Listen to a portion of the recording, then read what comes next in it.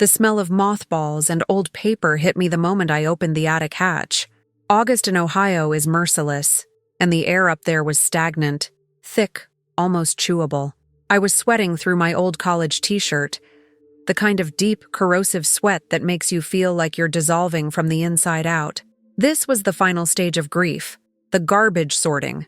Grandma Eleanor had died 3 weeks ago. Pancreatic cancer. From diagnosis to funeral. 42 days. I still hadn't properly cried. There hadn't been time. Between organizing the wake, dealing with the estate, and holding my mother's hand while she performed devastation, grief had been filed away somewhere between my ribs. My mother, Linda Mitchell, was downstairs in the kitchen, doing what she did best, delegating. Adrian, you handle the attic. Derek can't make it. He has meetings. Derek always had meetings. Derek always had something more important. Derek was the golden child, the firstborn, the successful lawyer living in Chicago who showed up twice a year to be treated like a celebrity. I was the daughter who stayed, the one who lived 20 minutes away, the one who drove Grandma Eleanor to chemo every Tuesday for the last 6 months, the one who held her hand when the doctors said there was nothing more they could do, the one who paid for her own wedding. I pushed that thought aside and got to work. The first hour was pure sweat and dust. I sorted clothes for donation, found photo albums that would make my mother cry conveniently in front of visitors, cataloged costume jewelry that probably wasn't worth anything but that someone in the family would fight over anyway. It was in the second hour that I found the box of mail. It was in the farthest corner of the attic, behind a mahogany coat rack and under a pile of quilts. An ordinary naturalizer shoebox, size 8. The lid was held on by a dried-out rubber band that crumbled when I tried to remove it. Inside, letters, dozens of them. Some opened, others still sealed. I recognized my grandmother's handwriting on several envelopes, that distinctive script tilting to the right that she never abandoned even when arthritis started setting in. There were also Christmas cards, wedding invitations from people I didn't know, church flyers, and a white envelope, letter-sized, with my name written by hand, Adrian Hayes Mitchell. It hadn't been opened. The postmark said, October 14th, 2019. My heart did a somersault. October 2019. 5 years ago.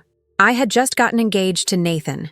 We'd announced it to the family at Thanksgiving dinner that year, but Grandma Eleanor already knew.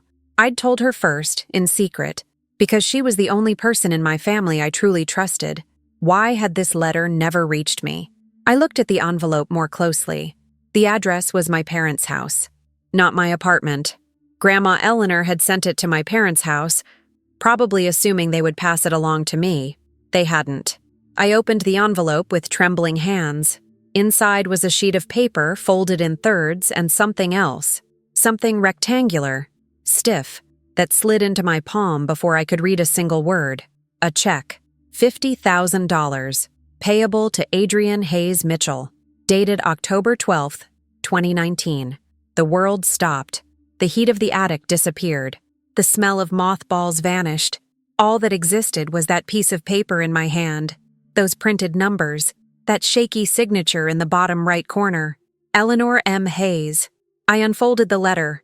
My dearest Adrian, I know you're going to marry that wonderful young man. Nathan, isn't it? I liked him from the very first moment. He looks at you the way your grandfather used to look at me, like you're the answer to a question he didn't even know he'd asked. You've always been different, my love. Since you were little, your mother never understood you, and I'm sorry for that.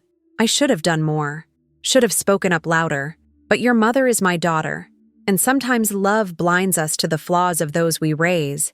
This money is for your wedding, for you to have the day you deserve. Don't ask anyone's permission.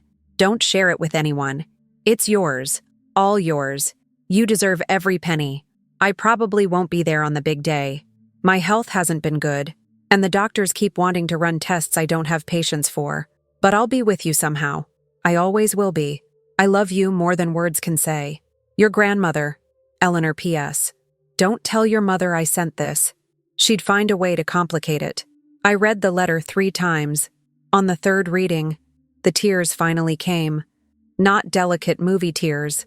Ugly, desperate sobs that shook my whole body and made the attic dust stick to my wet face. Grandma Eleanor had sent me $50,000 for my wedding in 2019. I got married in September 2020. I paid for everything myself. Nathan and I had just bought an apartment. We were drowning in student loan debt. The wedding was in my mother-in-law Patricia's backyard because we couldn't afford to rent a venue. I wore a second-hand wedding dress I found at a thrift store for $200. The bouquet was made by my sister-in-law with flowers from the garden. The cake came from Costco. It was beautiful. It was simple. It was what we could afford. But it wasn't what my grandmother wanted for me.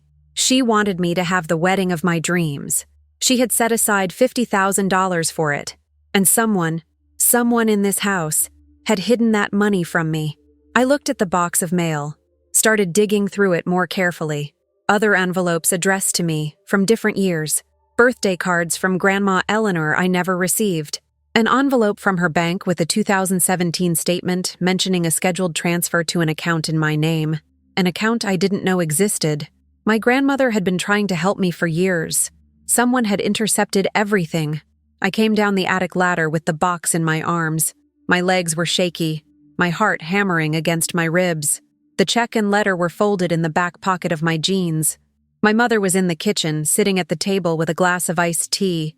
My father, Richard, was in the corner, doing crossword puzzles in the newspaper, oblivious as always. He looked up when I came in and gave me that vague smile that meant, I'm physically present, but mentally elsewhere. Linda looked me up and down. You're filthy. You should have worn old clothes. I am wearing old clothes. Those are your old clothes? She wrinkled her nose. I thought that's what you normally wear. I took a deep breath, placed the box on the table, right in front of her. What is this? Linda asked, pushing her glass away so it wouldn't touch the dusty box. Mail. Found it in the attic. Old mail from Mom? You can throw it out. Nothing important there. There is. Something in my tone made my father look up from his newspaper again. Linda stopped with her glass halfway to her lips. There is what? I pulled the envelope from my pocket, placed it on the table. Recognize it? Linda looked at the envelope. I saw the exact moment the color drained from her face. It was like watching water drain from a sink. In 3 seconds, she was pale as paper. Adrian, recognize it, Mom? Where did you find this? In the attic. In Grandma's box of mail. The box that was hidden in the corner, behind a coat rack. My father stood up, confused. What are you two talking about? Linda didn't answer. She was staring at the envelope like it was a snake about to strike. It's a check, I said, for $50,000, from Grandma Eleanor, for my wedding. My voice trembled on the last word. From 2019, Dad, before my wedding. The wedding I paid for myself while you watched. Richard picked up the envelope, opened it, read the check and letter. His face went through a series of expressions. Confusion, surprise, and then something that looked a lot like shame. Linda, he said quietly, what is this? I can explain. Then explain. My voice came out louder than I intended. Explain how a check for $50,000 that Grandma sent me ended up hidden in the attic. Explain why I never saw this letter. Explain why I spent the last 5 years thinking Grandma had forgotten about my wedding. She didn't forget, Linda said, and her voice had a defiant tone that made me want to scream. She was obsessed with you. Always was, since you were a child. Adrienne this, Adrienne that. It was never about Derek or about me. Just you. So you hid the money out of jealousy? Jealousy of your own daughter? It wasn't just that. Linda stood up, knocking over the iced tea on the table. No one moved to clean it up. You didn't need that money. You and Nathan were fine. You had jobs. You could afford a simple wedding. I wanted a simple wedding? You didn't need $50,000. It wasn't about needing. The tears came back. But this time, they were tears of rage. It was about Grandma wanting to give it to me. It was about her loving me enough to save that money for me. And you took that from me. You stole. I didn't steal anything. The check is right there, isn't it? It was never cashed. Because it's expired. A 5-year-old check is worthless. Linda crossed her arms. The money should still be in her account.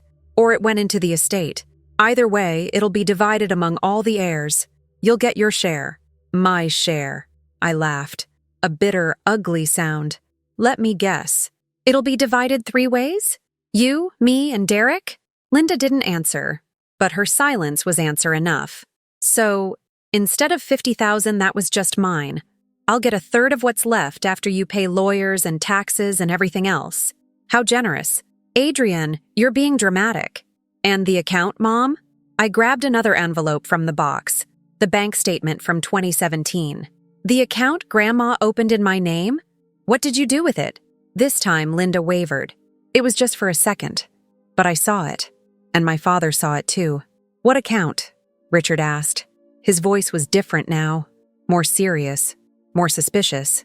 I don't know what she's talking about, Linda said too quickly. Grandma opened a savings account in my name in 2017, I said, reading the statement. This document shows a transfer of $10,000. Looks like it was the beginning.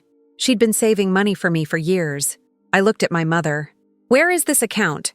Why didn't I know it existed? Linda opened her mouth, closed it, opened it again. My father took a step toward her. Linda, answer. It was to protect her, Linda exploded. Mom was getting old. She wasn't making good decisions. She wanted to give money to everyone without thinking. I just was managing, I repeated. Managing money that was mine, that Grandma wanted to be mine. You wouldn't have used it right anyway. You and that backyard wedding with that used dress? I loved that dress. I slammed my hand on the table so hard the spilled glass bounced.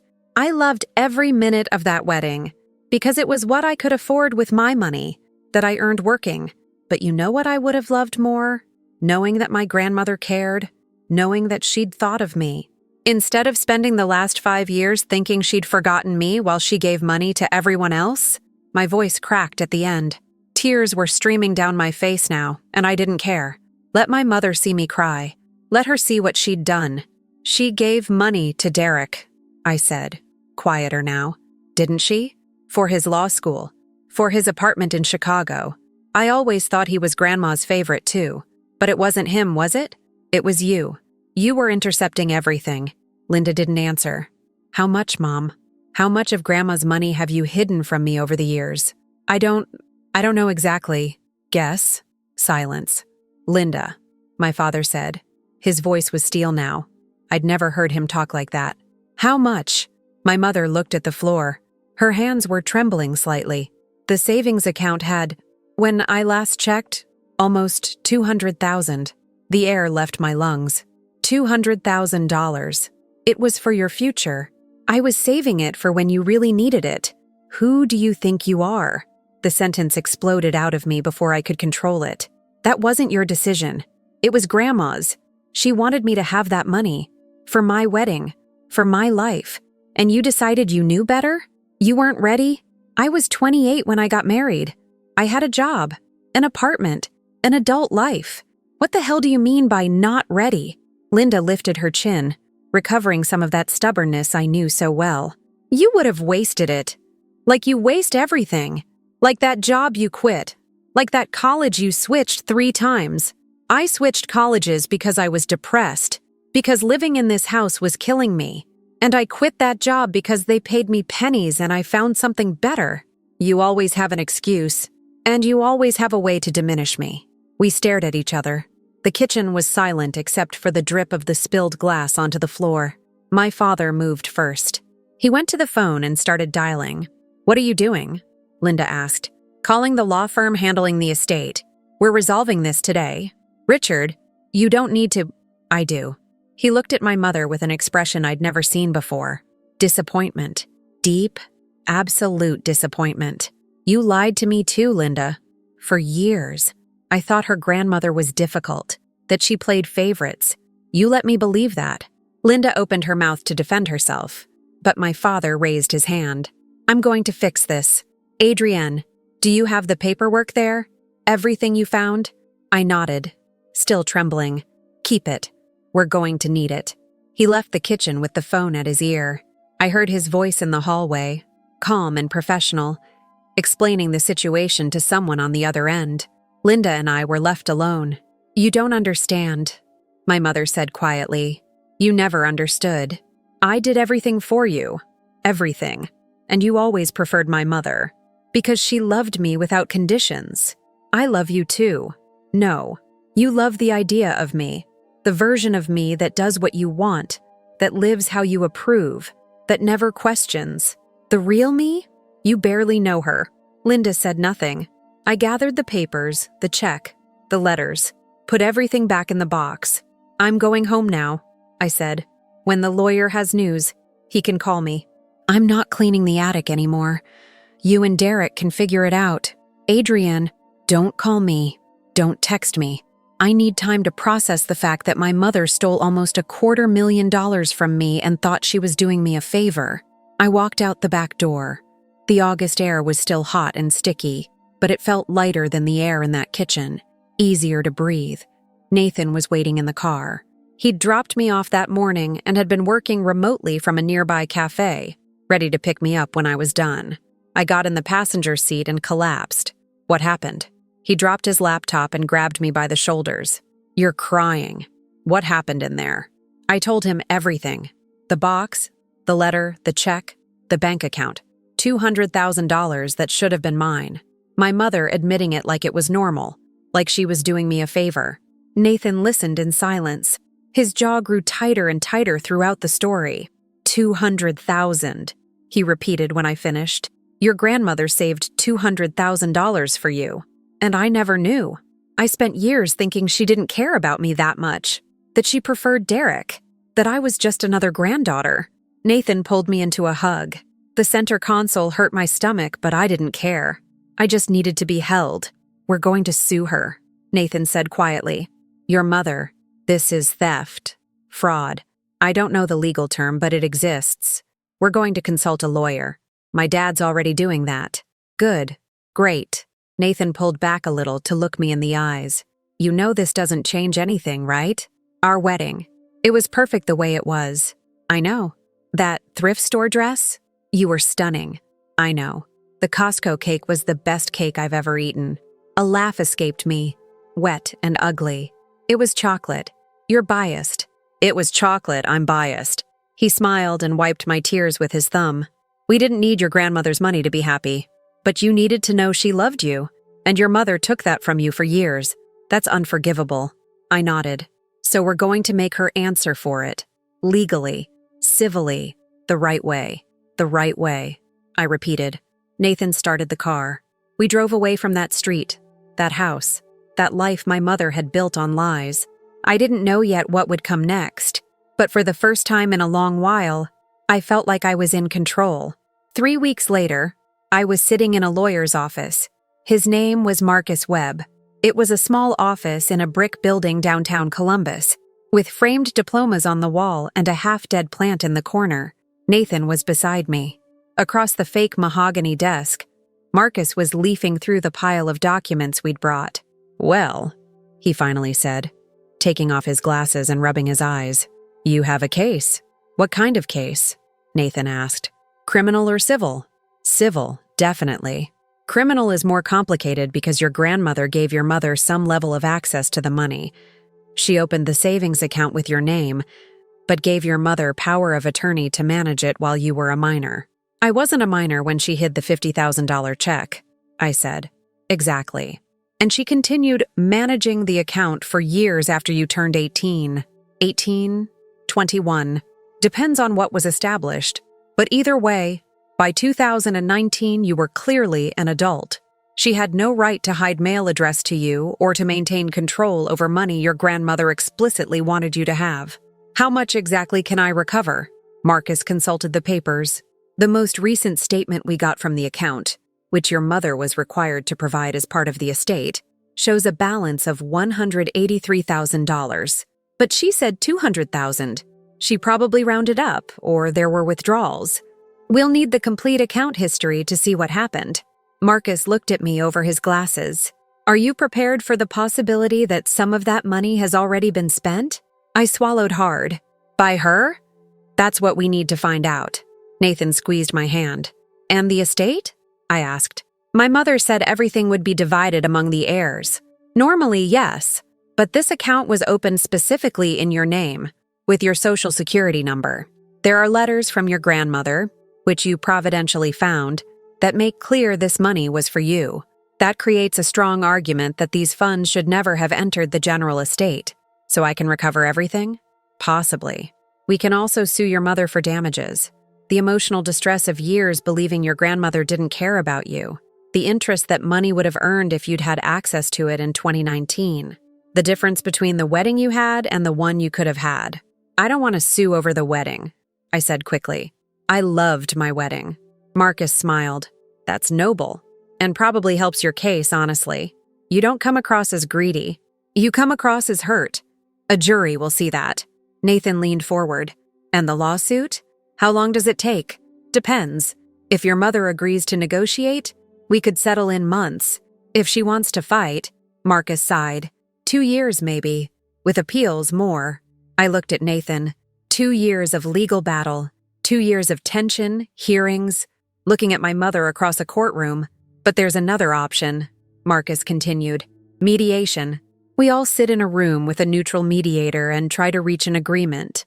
It's faster, cheaper, and less traumatic for everyone involved. My mother will never accept mediation, I said. She thinks she's right. Always does. Maybe. But your father seems willing to push. He's already hired his own lawyer, separate from hers. That means he's preparing for the possibility of distancing himself. Are my parents getting divorced? Not yet. But your father is clearly upset. And his lawyer contacted us yesterday with a proposal. I caught my breath. What proposal? Your father wants your mother to return 100% of the account money to you, plus interest. In exchange, you would agree not to press criminal charges and to keep the details of the settlement confidential. How much would that be? With interest? Marcus did a quick calculation on a notepad. If we calculate from 2017, when the first transfer was made with a conservative interest rate of 3% per year, you'd be looking at around $220,000. My breath stopped. $220,000. More than I made in 3 years of work. And my mother agreed to this? Not yet. Your father is pushing, but she's resisting. Of course she is. Nathan squeezed my hand again. But if she doesn't agree, we go to court. And then there's no confidentiality. Everything becomes public. Her family will know. Her friends. The church she attends every Sunday. Marcus looked at me carefully. Does your mother value her reputation? I almost laughed. Linda Mitchell lived for her reputation. Linda Mitchell, who was on every church committee, every school board, every neighborhood association. Linda Mitchell, who sent Christmas cards with professional photos and carefully edited updates about the family's perfect life. She values it more than anything else in the world. Then she'll agree to mediation. It might take a week, a month of resistance, but eventually she'll understand that a public lawsuit would be much worse. Marcus was right. It took 6 weeks. 6 weeks of silence from my parents. 6 weeks of mounting tension. Derek called once, trying to mediate his way, meaning trying to convince me to let it go, to forgive Mom, to not destroy the family over money. I hung up on him. Mediation was scheduled for a Thursday in October, exactly 1 year after I'd found the letter in the attic. Irony of fate or coincidence, I couldn't tell. The mediator's office was in a generic commercial building with beige carpet and windows that didn't open. Nathan and I arrived first. Marcus was already there, organizing papers at an oval conference table. My mother arrived 10 minutes later, accompanied by her lawyer, a blonde woman in a gray suit who looked much less intimidating than I expected. My father didn't come. He'd sent a letter through his lawyer that was read at the beginning of the session. In it, he explained that he supported my claim and hoped an agreement could be reached without need for legal action. The letter made my mother press her lips into a thin line. The mediator was a man in his 60s with gray hair and a blue tie. He explained the rules. Each side would have a chance to speak without interruption. The goal was to find a mutually acceptable solution, and everything said there was confidential. I spoke first. I told the story from beginning to end. The attic, the box, the check, the letter, the years thinking my grandmother didn't love me as much as the others, the wedding I paid for myself while my mother watched, knowing there were $50,000 waiting for me, the discovery of the savings account, the betrayal. My voice faltered a few times. I didn't cry. I'd promised myself I wouldn't cry in front of her, but it came close. When I finished, the mediator looked at my mother. "Mrs. Mitchell, would you like to respond?" Linda straightened in her chair. For a second, I saw the mother I'd known my whole life. The rigid posture, the lifted chin, the unshakable conviction that she was right and the world was wrong. Then she sighed. "I was wrong," she said. I blinked. Those were words I'd never heard Linda Mitchell speak. "I told myself I was protecting you," she continued, looking at the table instead of at me. "Your grandmother was always too generous, irresponsible with money. She gave extravagant gifts, promised things she couldn't deliver, and then left others to clean up the mess. I watched my father work overtime for decades because she couldn't control her spending." Linda paused. Her hands were clasped on the table, knuckles white. "When she opened that account for you, I thought she was repeating the same pattern, giving money you hadn't earned, that you wouldn't know how to manage. I decided to save it until you were ready, until you really needed it. I needed it at my wedding. You wouldn't have spent it right. You would have blown it on silly things, expensive dresses, flowers that wilt in 2 days. That wasn't your decision to make." Linda closed her eyes. "I know." The silence stretched. "I know now," she continued quieter. "I look back and I know I was wrong. It wasn't my money. It wasn't my decision. And I stole more than money from you. I stole years of you knowing your grandmother loved you." Her voice trembled. "She loved you so much, and you deserve to know that." I didn't know what to feel. Part of me wanted to scream that it was too late, that no apology would fix the damage. Another part, a small, stubborn part, remembered the mother who taught me to ride a bike, who stayed up through the night when I was sick, who cried at my backyard wedding even though it was a backyard wedding. People are complicated. Families even more so. "What are you proposing?" the mediator asked. Linda looked at her lawyer, who nodded. $195,000, Linda said. "That's everything left in the account, plus a little from my personal savings to cover interest. I can transfer it within 30 days. "And the rest?" Marcus asked. "The difference between the original balance and current?" Linda hesitated. "Were there withdrawals?" I asked directly. "Over the years?" "Some." "For what?" More hesitation. Her lawyer leaned in to whisper something. Linda shook her head. "To help your brother," she finally said. "With the apartment in Chicago. With some credit card debts. Derek." Of course it was Derek. The golden child. The favorite. The successful lawyer who apparently wasn't so successful after all. "How much did you give him?" My voice was dangerously calm. "Over the years, about $40,000. $40,000 from my account. I was going to replace it." "You didn't." Linda had no answer for that. I looked at Nathan. He had that expression I knew well, the say the word and I'll flip the table look. But he was also giving me space, letting the decision be mine. "I want $220,000, I said. "That's what I'm owed with interest. I don't have $220,000. Derek does." Linda's eyes widened. "You can't. He received $40,000 of my money. He can give it back, with interest. Adrian, he's your brother. He's a stranger who shows up at Christmas pretending to care. Did he know? About the account?" Linda's silence was answer enough. "He knew," I said, more to myself than to anyone else. "He knew you were hiding money from me and said nothing. Probably because he was benefiting. He needs the money more than you." "No, he doesn't." I stood up. "I want $220,000 in 30 days. Whether it comes from you, from him, or from both of you splitting it, I don't care. If it doesn't come, I sue. And when I sue, I'll make sure every person you know, every colleague at church, every book club member, every neighbor on that street, knows exactly what you did with the money my grandmother saved for me." Linda went pale. "You wouldn't. I have the documents. I have the letters. I have bank statements showing transfers to Derek. Want me to make a PowerPoint?" Linda's lawyer whispered something again, more urgently this time. Linda closed her eyes for a long moment. When she opened them, something in her had changed. The resistance had drained. "Fine," she said. $220,000. In 30 days. The money hit my account in 23 days. I don't know exactly how Linda got it. Probably a combination of her savings, Derek's money, maybe a loan. I didn't ask. I didn't care. What I cared about was what happened next. Nathan and I paid off the rest of our mortgage. We opened a savings account for our future. A real emergency fund. Something I'd never had in my life. We put money into a long-term investment. And we bought tickets to Italy. The honeymoon we never had. Grandma Eleanor always wanted to see Italy. She had an Italian cookbook that belonged to her mother, with notes in English in the margins. She dreamed of eating real pasta in Rome, of seeing the Vatican, of throwing a coin in the Trevi fountain. She never went, but I did. For her. With her money. On our last day in Rome, Nathan and I visited the fountain. It was packed with tourists. Noisy. Chaotic. Exactly as it should be.